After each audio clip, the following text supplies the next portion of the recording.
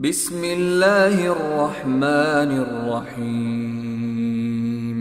الحمد لله الذي أنزل على عبده الكتاب ولم يجعل له عوجا قيما لينذر بأسا شديدا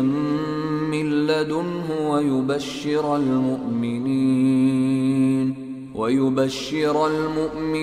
الذين يعملون الصالحات أن لهم أجرا حسنا ماكثين فيه أبدا وينذر الذين قالوا اتخذ الله ولدا ما لهم به من علم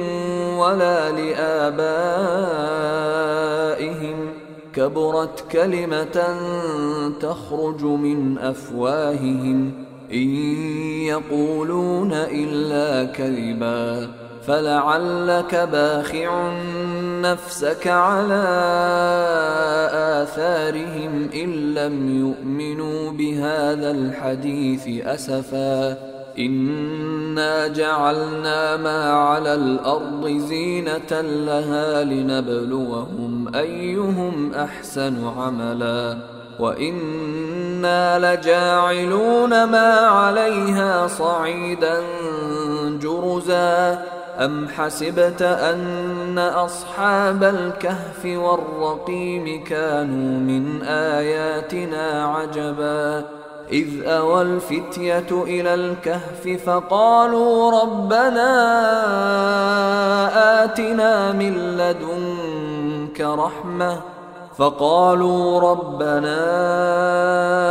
آتنا من لدنك رحمة وهيئ لنا من أمرنا رشدا فضربنا على آذانهم في الكهف سنين عددا ثم بعثناهم لنعلم أي الحزبين أحصى لما لبثوا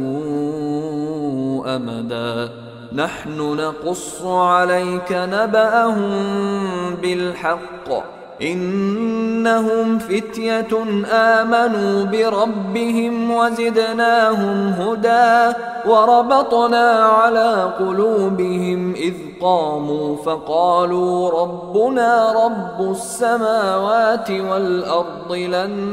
ندعو من دونه إلها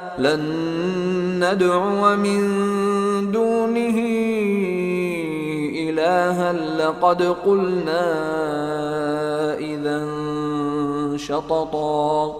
هؤلاء قوم اتخذوا من دونه آلهة لولا يأتون عليهم بسلطان بين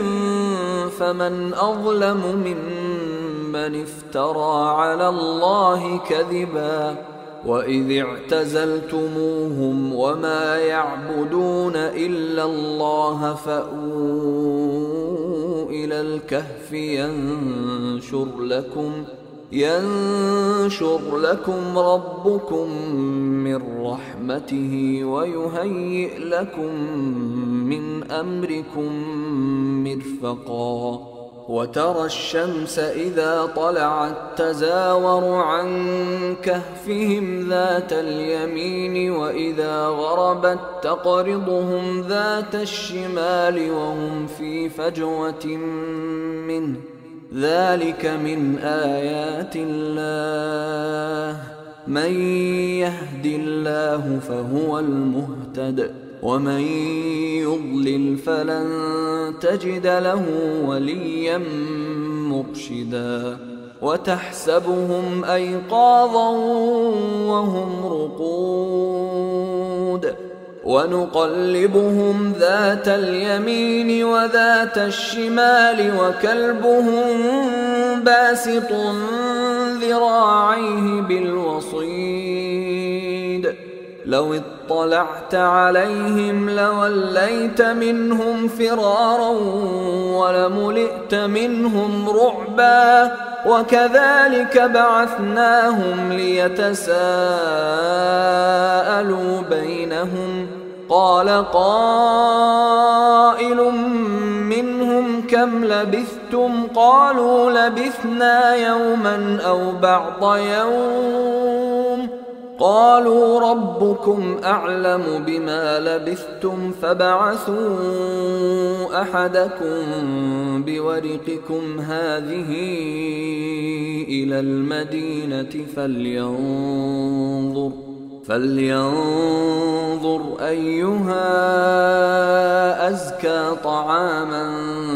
فليأتكم برزق منه وليتلطف ولا يشعرن بكم أحدا إنهم إن يظهروا عليكم يرجموكم أو يعيدوكم في ملتهم ولن تفلحوا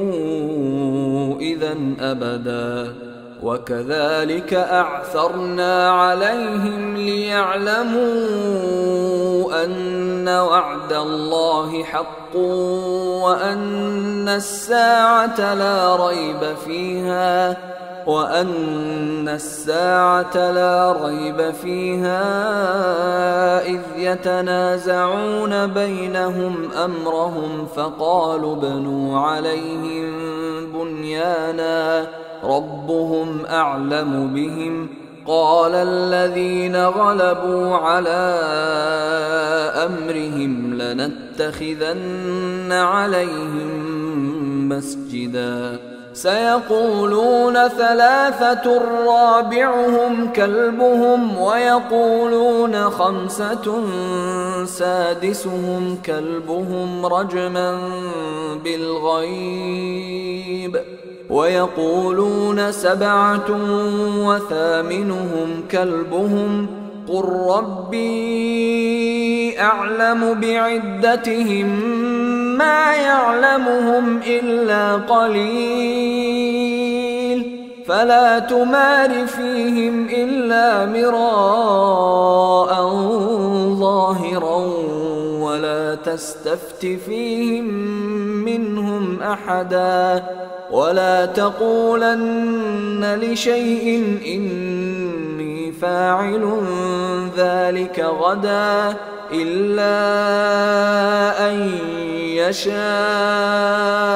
الله واذكر ربك إذا نسيت وقل عسى أن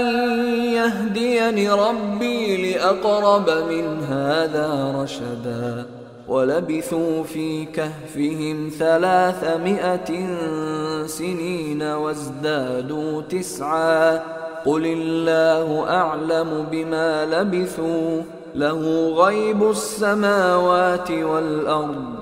أبصر به وأسمع ما لهم من دونه من ولي ولا يشرك في حكمه أحدا واتل ما أوحي إليك من كتاب ربك لا مبدل لكلماته ولن تجد من دونه ملتحدا واصبر نفسك مع الذين يدعون ربهم بالغداة والعشي يريدون وجهه ولا تعد عيناك عنهم تريد زينة الحياة الدنيا ولا تطع من أغفلنا قلبه عن ذكرنا واتبع هواه وكان أمره فرطا وقل الحق من ربكم فمن شاء فليؤمن ومن شاء فليكفر إنا أعتدنا للظالمين نارا أحاط بهم سرادقها وإن يستغيثوا يغاثوا بماء كالمهل يشوي الوجوه بئس الشراب وساءت مرتفقا إن الذين آمنوا وعملوا الصالحات إنا لا نضيع أجر من أحسن عملا أولئك لهم جنات عدن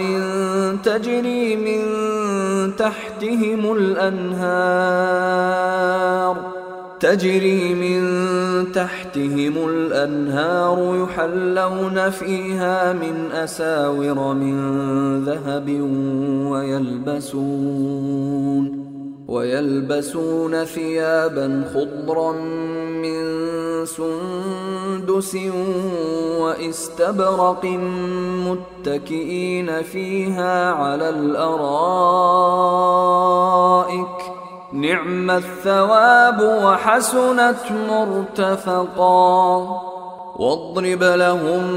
مثل الرجلين جعلنا لأحدهما جنتين من أعناب وحففناهما بنخل وجعلنا بينهما زرعا كلتا الجنتين آتت أكلها ولم تظلم منه شيئا وفجرنا خلالهما نهرا وكان له ثمر فقال لصاحبه وهو يحاوره أنا أكثر منك مالا وأعز نفرا ودخل جنته وهو ظالم لنفسه قال ما أظن أن تبيد هذه أبدا وما أظن الساعة قائمة ولئن رددت إلى ربي لأجدن خيرا منها منقلبا قال له صاحبه وهو يحاوره أكفرت بالذي خلقك من تراب ثم من نطفة ثم سواك رجلا لكن هو الله ربي ولا أشرك بربي أحدا ولولا إذ دخلت جنتك قلت ما شاء الله لا قوة إلا بالله إن ترني أنا أقل منك مالا وولدا فعسى ربي أن يؤتيني خيرا من جنتك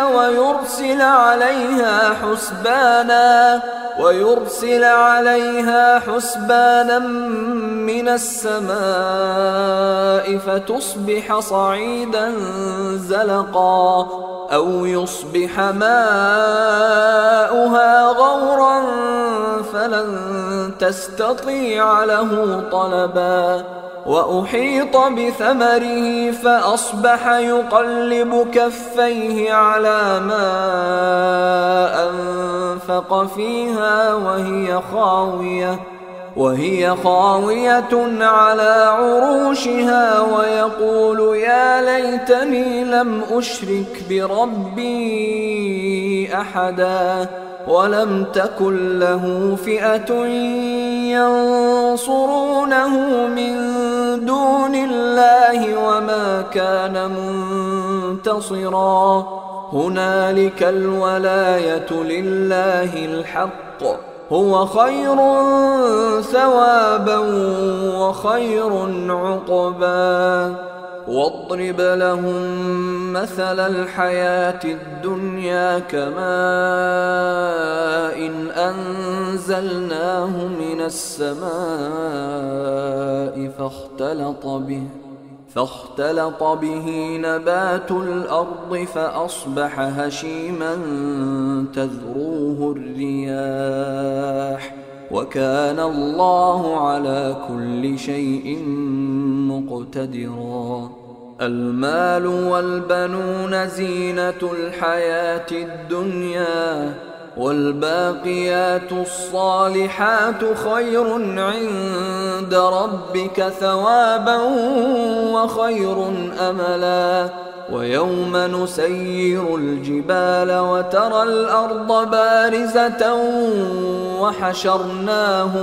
وحشرناهم فلم نغادر منهم أحدا وعرضوا على ربك صفا لقد جئتمونا كما خلقناكم أول مرة بل زعمتم أن لن نجعل لكم موعدا. ووضع الكتاب فترى المجرمين مشفقين مما فيه ويقولون يا ويلتنا ما لهذا الكتاب لا يغادر صغيرة ولا كبيرة إلا أحصاها ووجدوا ما عملوا حاضرا ولا يظلم ربك أحدا. وإذ قلنا للملائكة اسجدوا لآدم فسجدوا إلا إبليس كان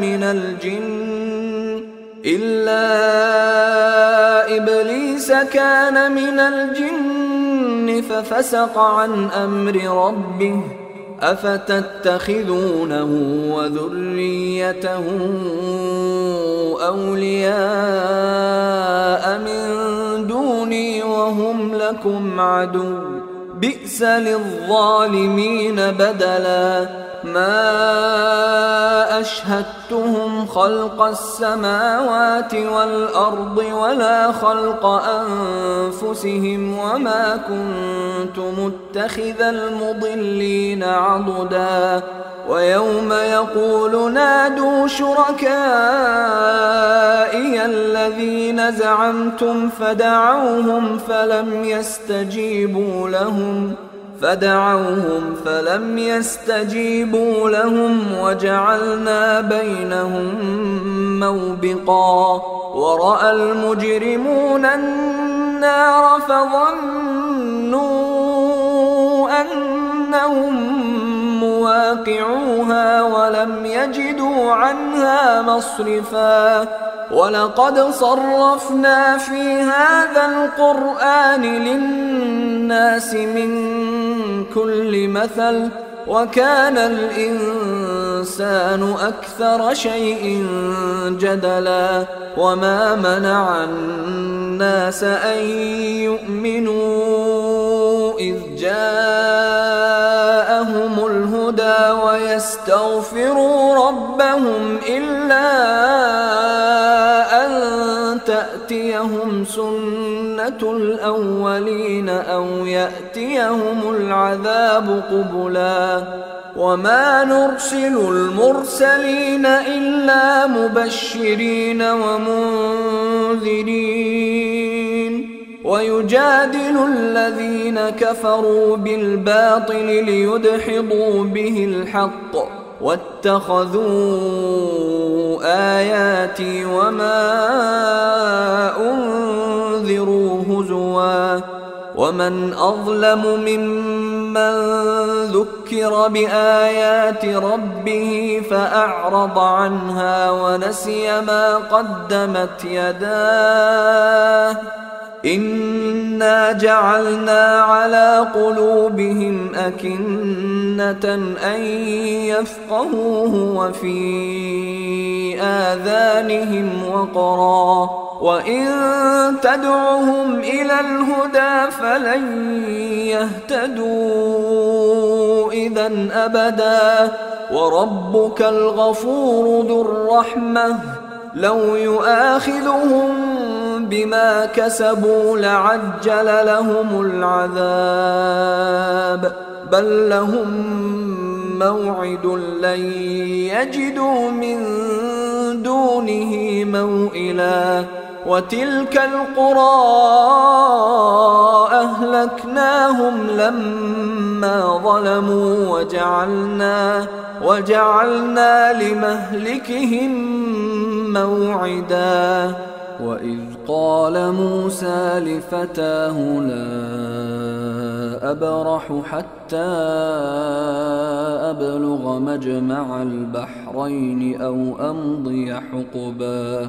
فلما بلغا مجمع بينهما نسيا حوتهما فاتخذ سبيله في البحر سربا فلما جاوزا قال لفتاه آتنا غداءنا لقد لقينا من سفرنا هذا نصبا قال أرأيت إذ أوينا إلى الصخرة فإني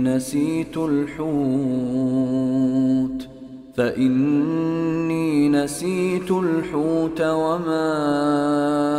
أنسانيه إلا الشيطان أن أذكره واتخذ سبيله في البحر عجبا قال ذلك ما كنا نبغي فارتدا على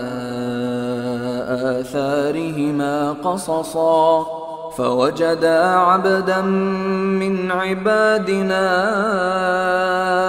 آتيناه رحمة من عندنا وعلمناه من لدنا علما قال له موسى هل أتبعك على أن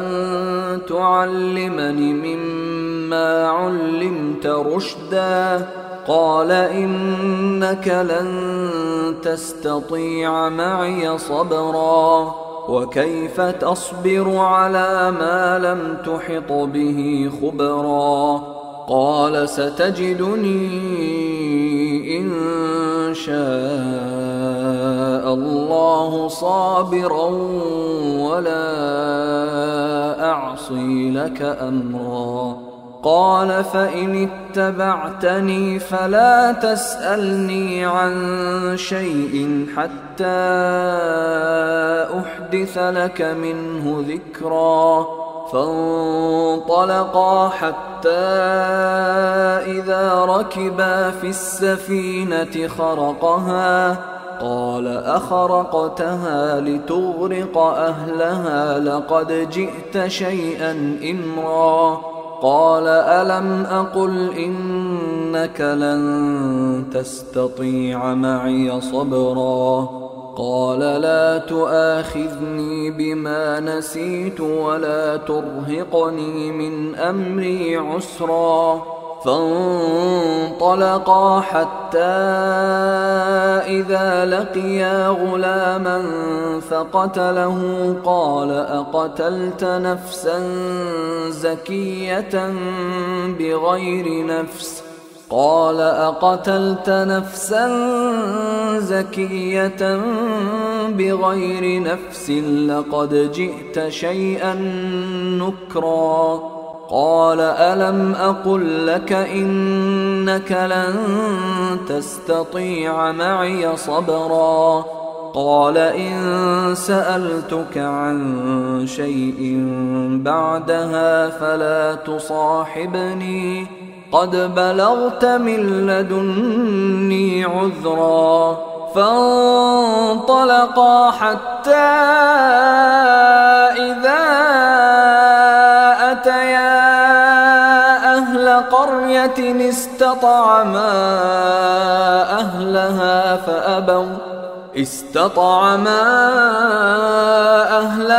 فأبوا أن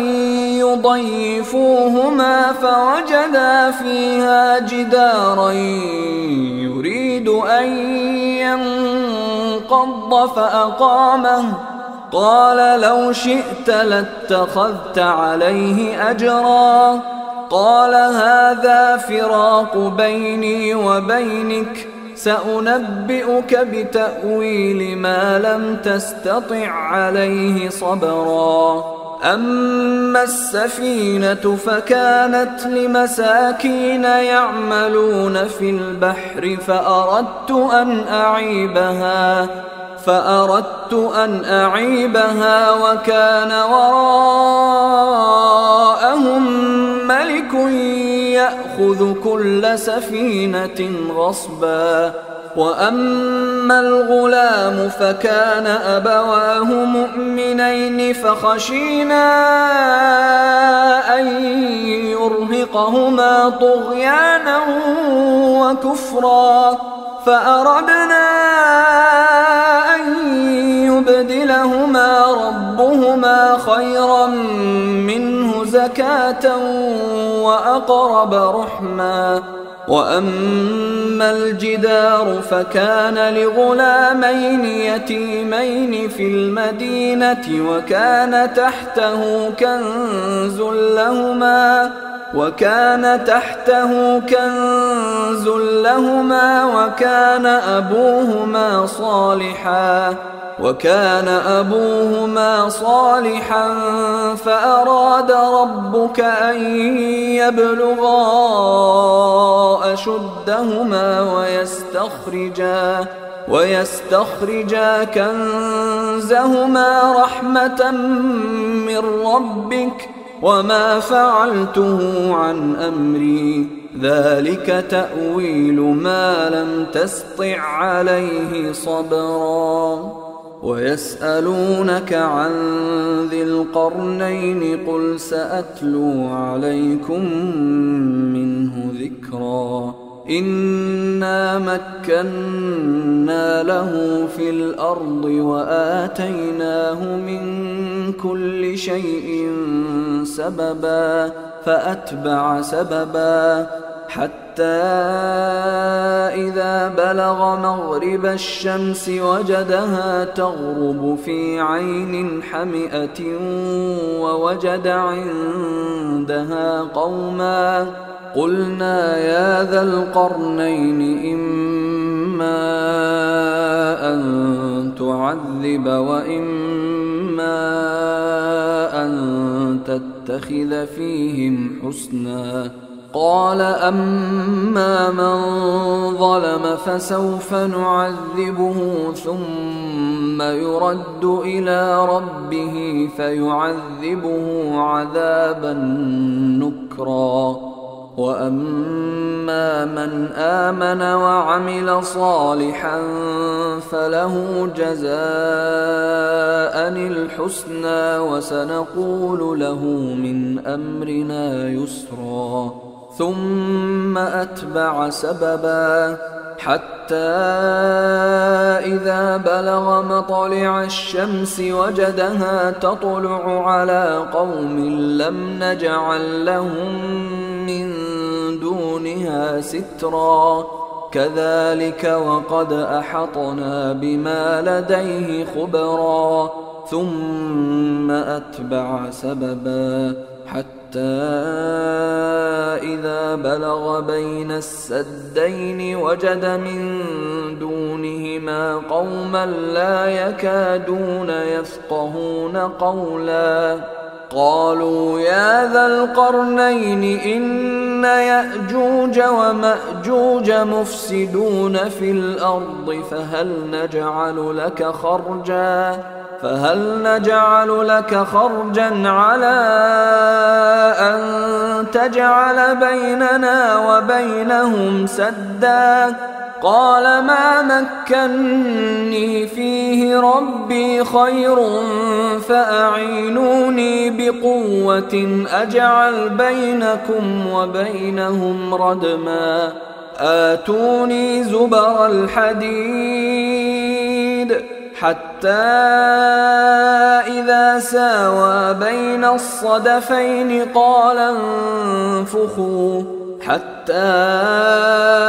إذا جعله نارا قال آتوني أفرغ عليه قطرا فما استطاعوا أن يظهروه وما استطاعوا له نقبا قال هذا رحمة من ربي فإذا جاء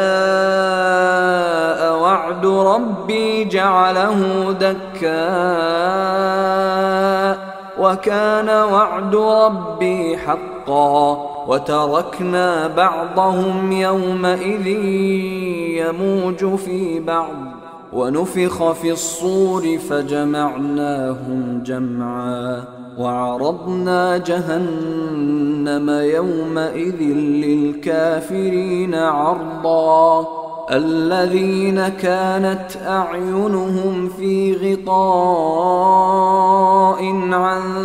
ذكري وكانوا لا يستطيعون سمعا أفحسب الذين كفروا أن يتخذوا عبادي من دوني أولياء إنا أعتدنا جهنم للكافرين نزلا قل هل ننبئكم بالأخسرين أعمالا الذين ضل سعيهم في الحياة الدنيا وهم يحسبون أنهم يحسنون صنعا أولئك الذين كفروا بآيات ربهم ولقائه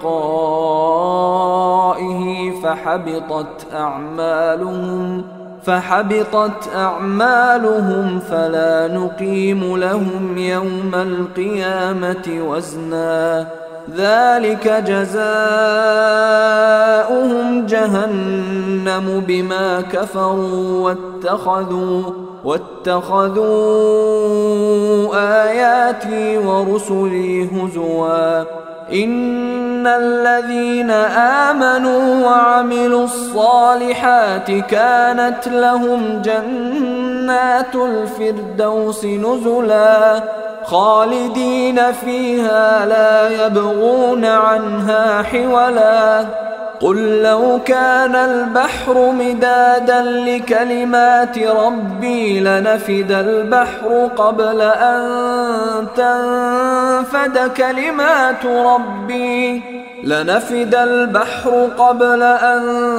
تنفد كلمات ربي ولو جئنا بمثله مددا قل إنما أنا بشر مثلكم يوحى إلي أنما إلهكم إله واحد فمن كان يرجو لقاء ربه فليعمل عملا